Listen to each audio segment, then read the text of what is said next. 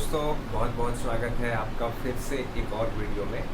देखिए, आवाज़ पहुंचने में थोड़ा बहुत प्रॉब्लम हो रहा होगा क्योंकि आज गर्मी बहुत ज़्यादा है।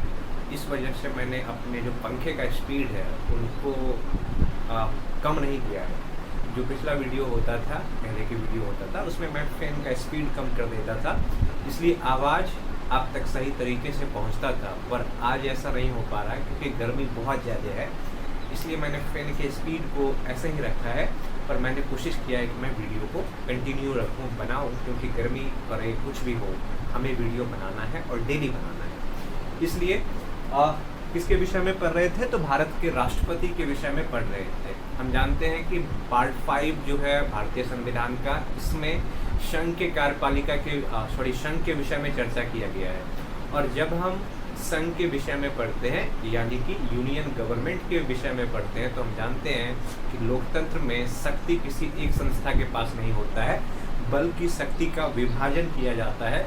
और ये 3 अलग अलग संस्था के पास होता है, जिसमें कि विधायिका एक होता है, लेजिस्लेचर, जिसका काम होता है कानून बनाना। उसके बाद एग्जीक्यूटिव, जिसका काम होता है कि विधायिका ने जो कानून बनाया है उस कानून को लागू करना। और तीसरी सबसे महत्वपूर्ण संस्था होता है जिसको कहते हैं जुडिशरी।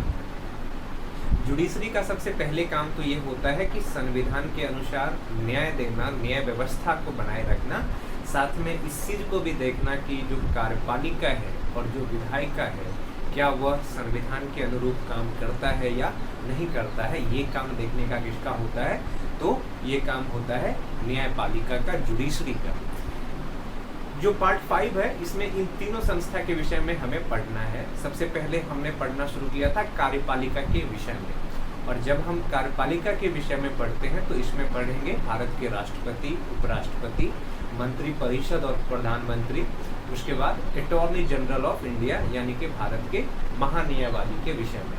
हमने सबसे पहले राष्ट्रपति के विषय में पढ़ना शुरू किया था, और राष्ट्रपति के विषय में हमने ये पढ़ा था कि आर्टिकल 12 जो है, आर्टिकल 12 कहता है कि भारत का एक राष्ट्रपति होगा, यानी कि आर्टिकल 52 भारतीय संविधान का ये कहता है कि भारत का एक राष्ट्रपति होगा। आर्टिकल 53 जो भारतीय संविधान का है, उसमें कहा गया है कि कार्यपालिका की शक्ति राष्ट्रपति में निहित होगा, और राष्ट्रपति इस शक्ति का प्रयोग स्वयं या अपने अधीनस्थ अधिकारियों के मदद से करेगा।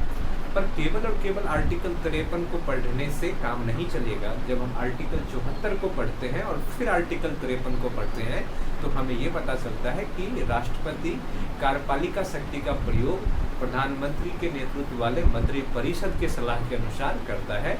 यानी कि भले ही राष्ट्रपति के पास कार्यपालिका की शक्ति होता है, पर राष्ट्रपति कार्यपालिका की शक्ति को खुद उपयोग करने के लिए स्वतंत्र नहीं है।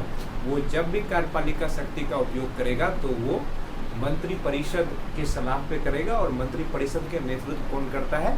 तो प्रधानमंत्री करता है। इससे ये चीज़ स्पष्ट होता है कि भारत में संवैधानिक प्रमुख भले ही राष्ट्रपति होता है, पर सरकार के प्रमुख और वास्तविक प्रमुख कौन होता है? प्रधानमंत्री होता है। फिर हमने आर्टिकल 54 और आर्टिकल 55 के विषय में समझा। आर्टिकल 54 और आर्टिकल 55 में कहा गया है कि राष्ट्रपति की चुनाव की प्रक्रिया किस तरीके से होगा, और राष्ट्रपति के चुनाव में कौन कौन भाग लेगा। जो आर्टिकल 54 है, उसमें कहा गया है कि राष्ट्रपति का जो चुनाव होगा एक निर्वाचक मंडल के द्वारा होगा, एक इलेक्टोरल कॉलेज के द्वारा होगा। और राष्ट्रपति के चुनाव में जनता सीधे भाग नहीं लेता है, बल्कि जनता के द्वारा चुने हुए प्रतिनिधि भाग लेता है। और इस इलेक्टोरल कॉलेज में कौन कौन होते हैं?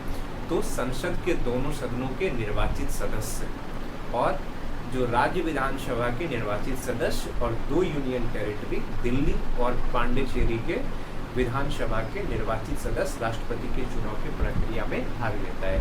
जो आर्टिकल 55 था, उसमें राष्ट्रपति के चुनाव की प्रक्रिया के बारे में बताया गया था कि राष्ट्रपति के चुनाव किस प्रक्रिया के द्वारा होगा। तो राष्ट्रपति का चुनाव होता है अनुपातिक पद्धति से एकल संक्रमणीय मत पद्धति द्वारा। हमने इन सब चीज़ों को समझा कि राष्ट्रपति के चुनाव की प्रक्रिया किस तरीके से होता है, इसमें जो वोट दिया जाता है वो किस तरीके से दिया जाता है, वोट का काउंटिंग किस तरीके से होता है, इन सब चीज़ को हमने पिछले वीडियो में समझा है। आज के इस वीडियो में आर्टिकल 55 से आगे के विषय में समझेंगे, जिसका संबंध किससे है? भारत के राष्ट्रपति से है।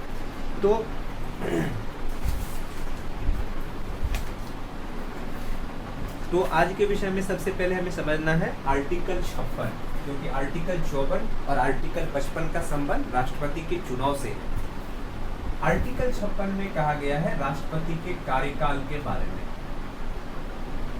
आर्टिकल 56 अनुच्छेद 56, आर्टिकल 56 में कहा गया है कि भारत के राष्ट्रपति का कार्यकाल उसके पद ग्रहण करने की तिथि से 5 वर्ष का होगा।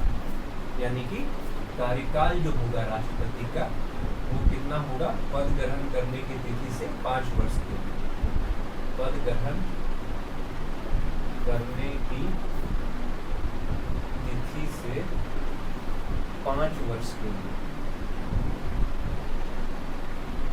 राष्ट्रपति का जो कार्यकाल होता है वो उसके पद ग्रहण करने की तिथि से 5 वर्ष के लिए होता है। यानी कि जिस दिन से राष्ट्रपति अपना पद ग्रहण करते हैं उस दिन से उसका कार्यकाल 5 वर्षों के लिए होता है। और ये चीज लिखा हुआ है किसमें? तो भारत के संविधान के आर्टिकल 56 में। देखिए, आर्टिकल 52 से लेकर के आर्टिकल 61 तक का सीधा संबंध राष्ट्रपति से है। हालांकि और भी कई आर्टिकल है जिसका संबंध राष्ट्रपति से है, किंतु आर्टिकल 52 से लेकर के आर्टिकल 61 तक इसमें कहा गया है कि राष्ट्रपति के पास राष्ट्रपति के पद के विषय में है, राष्ट्रपति की शक्ति के विषय में है, उनके नियुक्ति की प्रक्रिया के विषय में है, उनके योग्यता इत्यादि के विषय में किसमें है? आर्टिकल 52 से लेकर के आर्टिकल 61 तक, जिसमें कि आर्टिकल 56 में राष्ट्रपति के कार्यकाल के विषय में कहा गया है। और भारत के राष्ट्रपति का कार्यकाल 5 वर्षों का होता है और ये जिस दिन से वो पद ग्रहण करता है उससे 5 वर्ष के समय सीमा के लिए होता है। देखिए, जो आर्टिकल 57 है, अनुच्छेद 57,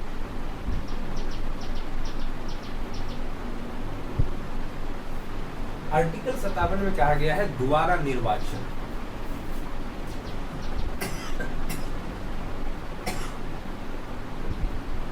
यानी कि अगर कोई व्यक्ति एक बार राष्ट्रपति निर्वाचित होता है और अपना टर्म पूरा करता है, तो आर्टिकल 57 उस व्यक्ति को ये अधिकार देता है, ये राइट देता है कि वो दोबारा निर्वाचन के प्रक्रिया में भाग ले सकता है। और निर्वाचन के प्रक्रिया में भाग लेने के बाद अगर वो पुनः राष्ट्रपति के रूप में चुना जाता है तो फिर वो अगले कार्यकाल के लिए भारत के राष्ट्रपति के रूप में कार्य कर सकता है। ये चीज़ किसने दिया हुआ है? आर्टिकल 57। देखिए, भारत में एक व्यक्ति कई बार राष्ट्रपति के चुनाव की प्रक्रिया में भाग ले सकता है और अगर वो कई बार इस चुनाव को जीतता है तो वो स्वतंत्र है कई टर्म तक भारत के राष्ट्रपति रहने के लिए।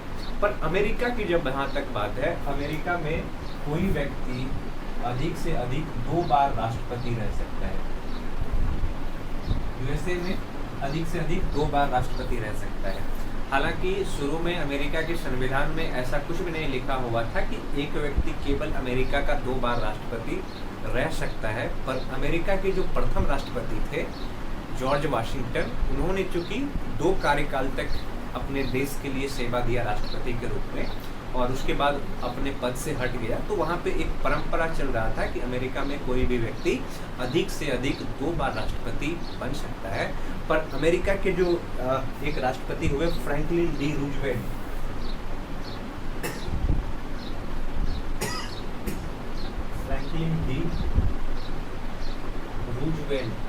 ये अमेरिका के 4 बार राष्ट्रपति रहे थे। ये अपवाद था, ये अमेरिका के 4 बार राष्ट्रपति के रूप में अपना सेवा दिया था और ये द्वितीय विश्व युद्ध जिस समय चल रहा था उस समय अमेरिका की सत्ता को संभाले हुए थे। कौन? Franklin D Roosevelt. परंतु इसके बाद अमेरिका के संविधान में एक संशोधन हुआ, 22वां संविधान संशोधन, तब 1951 में, और इसके बाद अमेरिका के संविधान में इस चीज को लिख दिया गया कि अमेरिका में कोई व्यक्ति अधिक से अधिक 2 बार राष्ट्रपति रह सकता है। तो अब अमेरिका में व्यवस्था ये है कि कोई भी व्यक्ति अधिक से अधिक 2 बार राष्ट्रपति रह सकता है। जैसे कि अभी अमेरिका का राष्ट्रपति कौन है? जो बाइडेन है और इस साल अमेरिका में राष्ट्रपति का चुनाव होने वाला है। और इससे पहले कौन अमेरिका के राष्ट्रपति थे? तो डोनाल्ड ट्रंप थे। और डोनाल्ड ट्रंप से पहले जो बराक ओबामा थे, उन्होंने अमेरिका के लिए 2 कार्यकाल तक राष्ट्रपति के रूप में अपना सेवा दिया, अपना योगदान दिया। अब अमेरिका में कोई भी व्यक्ति अधिक से अधिक 2 बार राष्ट्रपति हो सकता है। इसके बाद वो राष्ट्रपति के पद ग्रहण नहीं कर सकता है, क्योंकि अमेरिका के संविधान ने इस चीज़ को स्पष्ट कर दिया गया है। पर भारत में ऐसे कोई सीमा नहीं है। भारत में एक व्यक्ति चुनाव की प्रक्रिया में भाग लेकर जितने बार चाहे राष्ट्रपति रह सकता है। भारत में किसी तरह की व्यवधान नहीं है। अमेरिका में जो राष्ट्रपति का कार्यकाल होता है वो 4 वर्ष का होता है। अमेरिका में राष्ट्रपति का जो कार्यकाल होता है वो 4 वर्ष के लिए होता है, पर भारत में राष्ट्रपति का कार्यकाल 5 वर्षों के लिए होता है। तो आर्टिकल 57 इस बात को स्पष्ट करता है कि कोई भी व्यक्ति चुनाव की प्रक्रिया में भाग लेकर के जितनी बार चाहे भारत के राष्ट्रपति हो सकता है। भारत के राष्ट्रपति और अमेरिका के राष्ट्रपति के बीच जब हम कंपेयर करते हैं तो देखते हैं कि अमेरिका में कोई भी व्यक्ति अधिक से अधिक 2 बार राष्ट्रपति हो सकता है, जबकि भारत में अधिक से अधिक वो कितने बार राष्ट्रपति हो सकता है? जितना बार वो चाहे वो राष्ट्रपति रह सकता है। अब देखते हैं आर्टिकल 58 में क्या कहा गया है।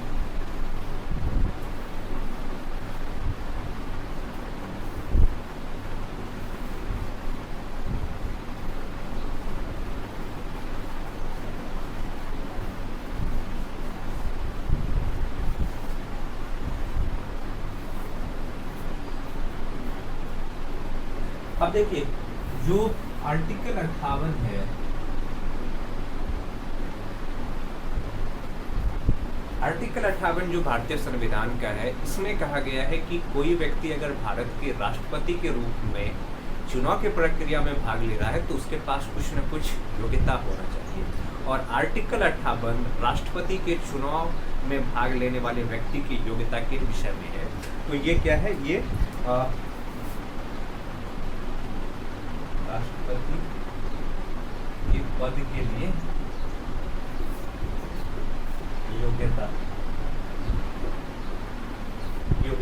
जो आर्टिकल 58 है, आर्टिकल 58 में राष्ट्रपति के पद के लिए योग्यता के विषय में है कि एक व्यक्ति अगर भारत के राष्ट्रपति बनना चाहता है तो उसके पास क्या योग्यता होना चाहिए, ये चीज किसने स्पष्ट किया गया है? तो भारतीय संविधान के आर्टिकल 58। इनमें सबसे पहला चीज कहा गया है कि वह व्यक्ति भारत का नागरिक हो।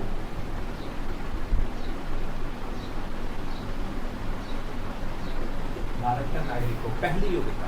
कोई भी व्यक्ति भारत का राष्ट्रपति तभी हो सकता है जब वो भारत का नागरिक हो। हम किसी और देश के नागरिक को क्यों अपने देश का राष्ट्रपति बना देंगे? जाहिर सी बात है, कोई फ्रांस के आदमी को थोड़े ना हम राष्ट्रपति बना देंगे। वही व्यक्ति भारत का राष्ट्रपति हो सकता है जो भारत का नागरिक होगा। पर एक चीज़ ध्यान में रखिएगा, अमेरिका में जो नागरिकता का प्रावधान तो अमेरिका में भी है कि उस व्यक्ति को अमेरिका की नागरिकता होनी ही चाहिए, पर अमेरिका में प्रावधान ये है कि नागरिकता जन्म के आधार पर होना चाहिए।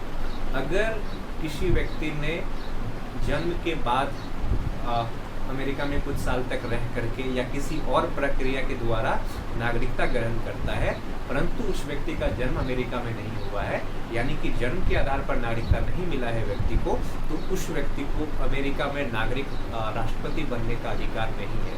पर भारत में ऐसी सिचुएशन नहीं है। आपकी नागरिकता किसी भी तरीके से मिला हो, जन्म के आधार पर मिला हो या आपने बाद में नागरिकता ग्रहण किया हो, पहले आप किसी और देश के नागरिक थे, बाद में भारत की नागरिकता आपको मिल गया हो, तो भी आप भारत के राष्ट्रपति बन सकते हैं। इसमें किसी तरह की दिक्कत नहीं है।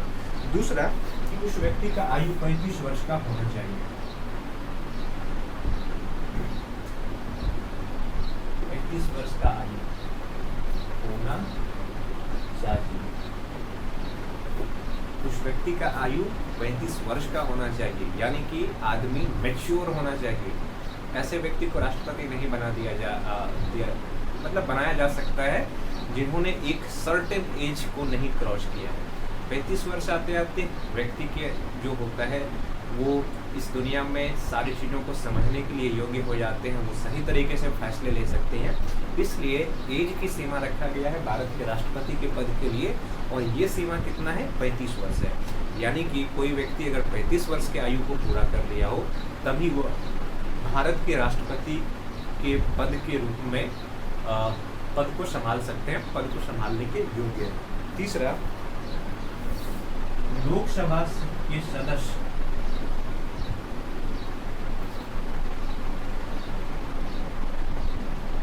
लोकसभा के सदस्य बनने की योग्यता रखता। अभी हमने लोकसभा के विषय में नहीं पढ़ा है, पर लोकसभा के सदस्य बनने के लिए भी एक योग्यता की व्यवस्था किया गया है। उसमें क्या क्या बात कहा गया है हम वो आगे पढ़ लेंगे, पर अभी इतनी सी बात ध्यान में रखिए कि जिसको भारत का राष्ट्रपति बनना है उसको लोकसभा के सदस्य बनने के लिए जो योग्यता होना चाहिए वो योग्यता उसमें होना ही चाहिए। जो चौथी चीज है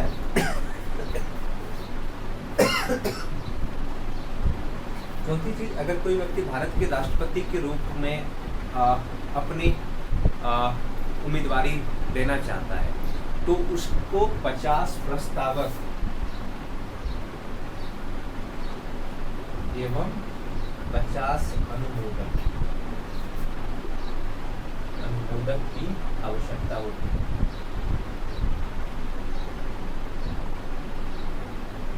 देखिए ये क्या है कि अगर कोई व्यक्ति भारत के राष्ट्रपति के रूप में अपनी उम्मीदवारी पेश करना चाहता है तो ये जरूरी है कि संसद के दोनों सदनों में से कोई भी 50 सदस्य ये कहता हो कि हाँ इस व्यक्ति को भारत के राष्ट्रपति के रूप में चुनाव की प्रक्रिया में भाग लेना चाहिए। ये हो गया 50 प्रस्तावक। और इस 50 व्यक्ति के अतिरिक्त इस बात का समर्थन करने वाले भी 50 व्यक्ति होना चाहिए, तभी कोई व्यक्ति भारत का राष्ट्रपति के रूप में योग्य हो सकता है। ये व्यवस्था इसलिए किया गया है, नहीं तो राष्ट्रपति के चुनाव में कोई भी शामिल हो सकता है, पर राष्ट्रपति का पद बहुत महत्वपूर्ण पद है भारत के संवैधानिक व्यवस्था में। इसलिए जरूरी है कि राष्ट्रपति के चुनाव में उम्मीदवारों की संख्या सीमित रहे। ऐसे लोग राष्ट्रपति के चुनाव की प्रक्रिया में भाग न ले जो मतलब उसके योग्य है ही नहीं, या फिर जो सीरियस उम्मीदवार नहीं है, जो महत्वपूर्ण नहीं है, क्योंकि उसके पास समर्थन होना भी जरूरी होता है।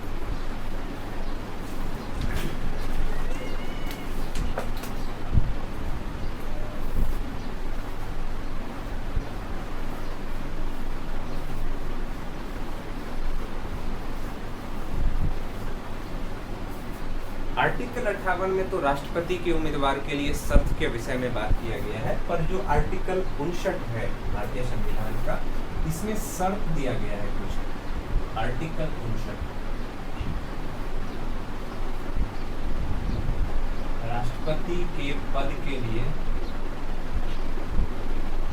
शर्त, यानी कि कुछ शर्त दिया गया है जिस शर्त का पालन करना पड़ेगा अगर किसी व्यक्ति को भारत का राष्ट्रपति बनना है।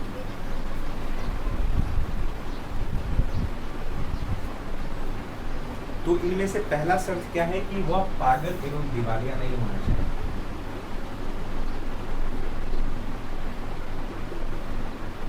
दिवालिया नहीं होना चाहिए।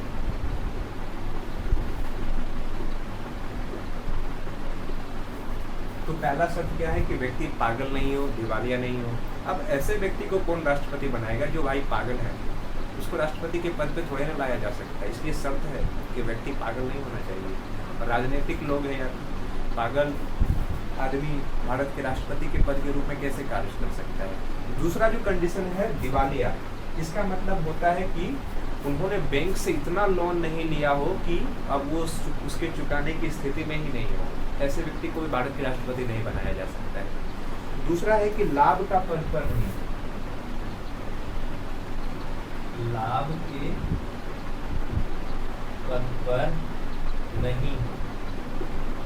और ये लाभ के पद से क्या मतलब हो गया? कोई भी राजनीतिक पद लाभ का पद नहीं माना जाता है। अगर आप लोकसभा में संसद है या किसी राज्य के विधानसभा में विधायक हैं या विधान परिषद के सदस्य हैं तो ये पद लाभ का पद नहीं माना जाता है। राजनीतिक पद लाभ का पद नहीं माना जाएगा। पर सरकार के अंदर कोई और पद, यानी कि आप किसी ऑफिस को संभाल रहे हैं, किसी गवर्नमेंट जॉब में हैं, तो वो सभी लाभ का पद माना जाता है। और जिस भी व्यक्ति को भारत का राष्ट्रपति बनना है उसको लाभ के पद पर नहीं होना चाहिए। मतलब ये जो तीसरा शब्द है कि लाभ के पद पर नहीं होना चाहिए। तीसरा कहा गया है कि अगर कोई व्यक्ति संसद के सदस्य है,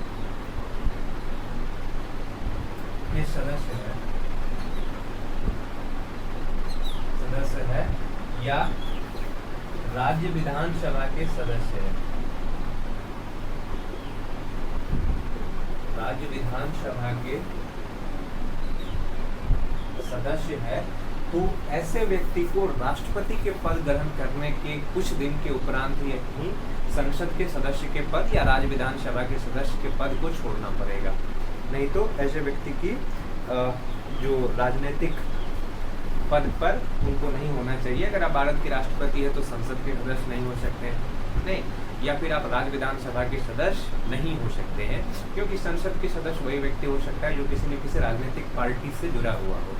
या अगर हम राज्यसभा में देखें तो राज्यसभा में भी जो अधिकांश सदस्य होते हैं वो किसी न किसी राजनीतिक पार्टी से ही चुन करके आते हैं। तो आर्टिकल 58 में राष्ट्रपति बनने के लिए योग्यता के विषय में कहा गया है, जबकि आर्टिकल 59 में शर्त के विषय में कहा गया है, कंडीशन लगाया गया है कि अगर आप चाहते हैं कि भारत के राष्ट्रपति बने तो निम्नलिखित बातों को आपको ध्यान में रखना होगा। अगर आप इन बातों को ध्यान में नहीं रखते हैं तो भारत के राष्ट्रपति बनने के योग्य आप नहीं हैं। अब देखते हैं आर्टिकल 60 के विषय में कि आर्टिकल 60 में क्या कहा गया है।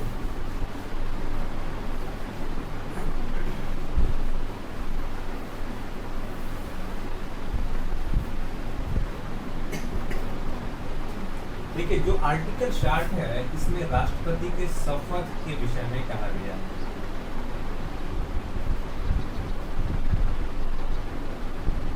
राष्ट्रपति की शपथ। राष्ट्रपति जब अपना पद संभालता है तो उसको शपथ लेना होता है संविधान का, कि क्योंकि वो संवैधानिक प्रमुख है तो उनका काम होता है कि सही तरीके से अपना काम को करे, इसलिए राष्ट्रपति को पद ग्रहण करने पर शपथ लेना पड़ता है। राष्ट्रपति को शपथ कौन दिलाता है? शपथ दिलाता है भारत के मुख्य न्यायाधीश, भारत के सुप्रीम कोर्ट या भारत के मुख्य न्यायाधीश। राष्ट्रपति को शपथ कौन दिलाता है? तो भारत के मुख्य न्यायाधीश। और अगर भारत के मुख्य न्यायाधीश उपस्थित नहीं है, अनुपस्थित है, तो उसके अनुपस्थिति में शपथ कौन दिलाएगा?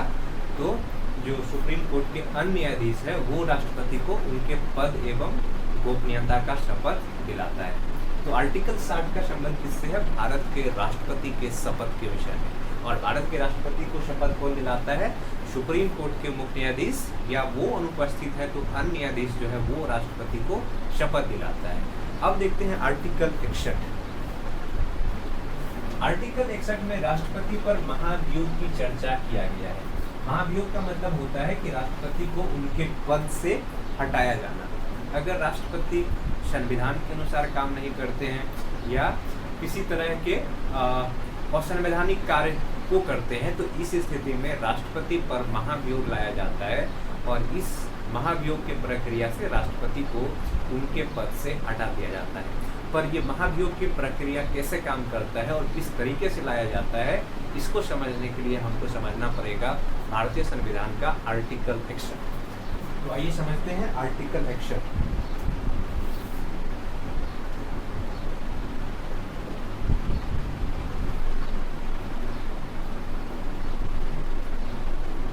राष्ट्रपति पर महाभियोग, इम्पीचमेंट ऑन प्रेसिडेंट। राष्ट्रपति पर महाभियोग। देखिए, जो महाभियोग की प्रक्रिया है ना, ये राष्ट्रपति के काम को जांच करता है कि राष्ट्रपति ने जो काम किया है क्या वो काम संवैधानिक है या नहीं है। पर जांच करने का काम किसका होता है? न्यायपालिका का होता है। न्याय करने का काम न्यायपालिका का होता है। पर राष्ट्रपति पर जो महाभियोग चलाया जाता है ये विधायिका के द्वारा चलाया जाता है। इसलिए राष्ट्रपति पर जो महाभियोग की प्रक्रिया है इसको कहा जाता है अर्ध न्यायिक प्रक्रिया, क्वासी जुडिशियल प्रोसेस, क्योंकि ये प्रक्रिया न्यायपालिका नहीं बल्कि विधायिका के द्वारा चलाया जाता है। देखिए जो महाभियोग की प्रक्रिया है, महाभियोग की प्रक्रिया में राष्ट्रपति को उसके पद से हटाया जाने की प्रक्रिया है, हटाए जाने की प्रक्रिया। और भारतीय संविधान में आर्टिकल 61 में जो महाभियोग की बात किया गया है, ये लिया गया है कहाँ से? तो यूएसए के संविधान से, अमेरिका के संविधान से।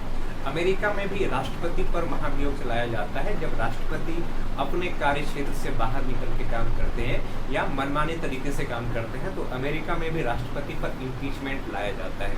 और यही प्रक्रिया भारत के राष्ट्रपति पर भी लाया जाता है, जो एक अर्ध न्यायिक प्रक्रिया है, क्वासी जुडिशियल प्रोसेस है। और ये कब लाया जाता है? जो ये लाए जाने के कारण क्या है? सबसे इम्पोर्टेंट है कि ये क्यों लाया जाता है। कारण क्या होता है? यदि राष्ट्रपति पर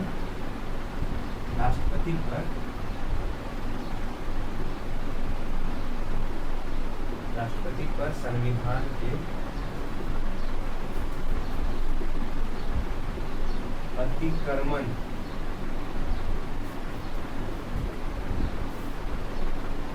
करने के आरोप, यानी कि राष्ट्रपति संविधान के अनुसार काम नहीं कर रहा है, मनमाने तरीके से काम कर रहा है, ऐसे स्थिति में राष्ट्रपति पर लाया जाएगा महाभियोग। और इम्पीचमेंट जो है ये क्वासी जुडिशियल प्रोसेस है, और इस प्रोसेस के द्वारा राष्ट्रपति को उसके पद से कार्यकाल से पहले हटाया जा सकता है।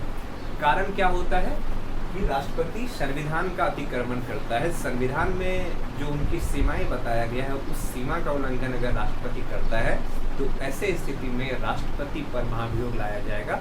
और ये महाभियोग कहाँ पे लाया जाएगा? तो विधायिका में लाया जाएगा। तो विधायिका कौन होता है भारत का? तो संसद। तो अब देखते हैं कि महाभियोग की प्रक्रिया काम कैसे चलता है।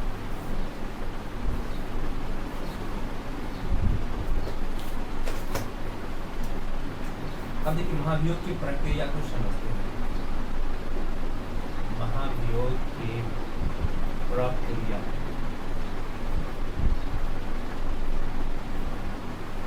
तो महाभियोग की प्रक्रिया जब भी होगा तो संसद के दोनों सदनों में अलग अलग इस प्रक्रिया पर काम होता है। सबसे पहले क्या होगा कि संसद के पहले सदन में, किसी एक सदन में क्या होगा कि एक संकल्प लाया जाएगा, एक रेजोल्यूशन लाया जाएगा, संकल्प लाया जाएगा। संकल्प लाया जाने का मतलब कि राष्ट्रपति पर आरोप लगाया जा रहा है कि राष्ट्रपति ने संविधान का उल्लंघन किया है, इसके कारण से राष्ट्रपति पर एक महाभियोग ला रहे हैं। और ये महाभियोग अगर पास हो गया तो राष्ट्रपति को अपना पद छोड़ना पड़ेगा।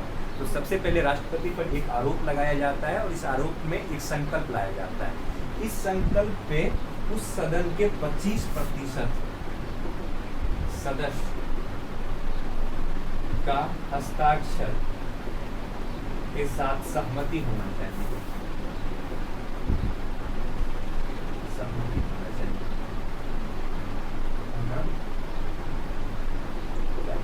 यानी कि संसद के जिस सदन में राष्ट्रपति पर महाभियोग के लिए संकल्प लाया गया है, यानी कि राष्ट्रपति पर आरोप लगाया गया है, ये आरोप संसद के उस सदन के 25% सदस्य के द्वारा हस्ताक्षर के द्वारा लाया जाना चाहिए, रेजोल्यूशन। इसके बाद क्या होगा कि 14 दिन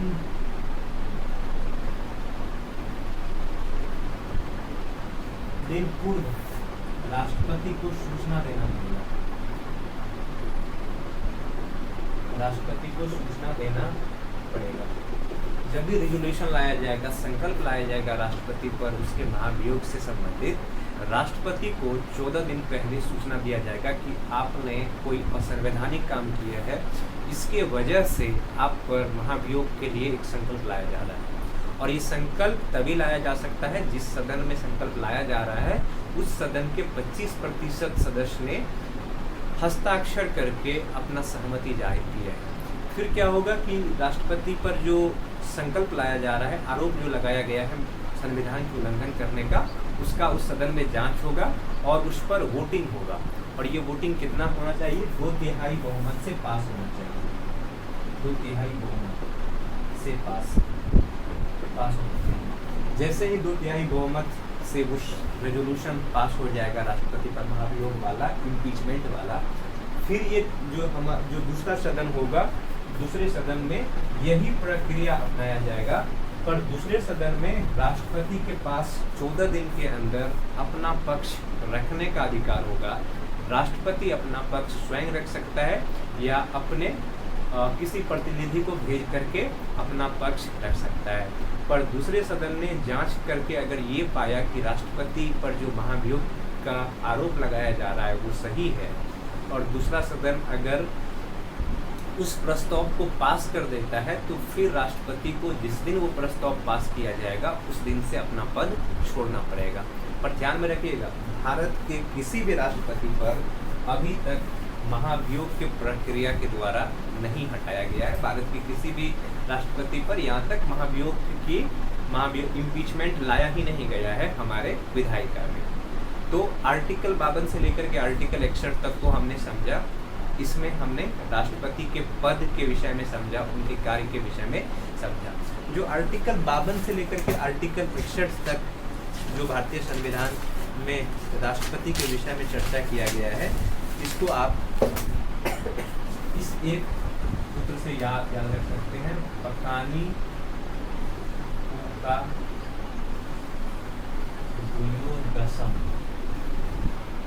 यानी कि राष्ट्रपति के पद, उसके बाद कार्यपालिका के प्रमुख, निर्वाचन, कोटा, इस तरह से आप आर्टिकल 61 तक इन वर्ड में आप छोटे छोटे वर्डों में आप याद रख सकते हैं राष्ट्रपति के बारे में, जो जिस आर्टिकल का सीधा संबंध है। तो इस वीडियो में इतना ही। आगे के वीडियो में हम राष्ट्रपति के कार्य एवं उनकी शक्ति के विषय में पढ़ेंगे। इस वीडियो में इतना ही। धन्यवाद।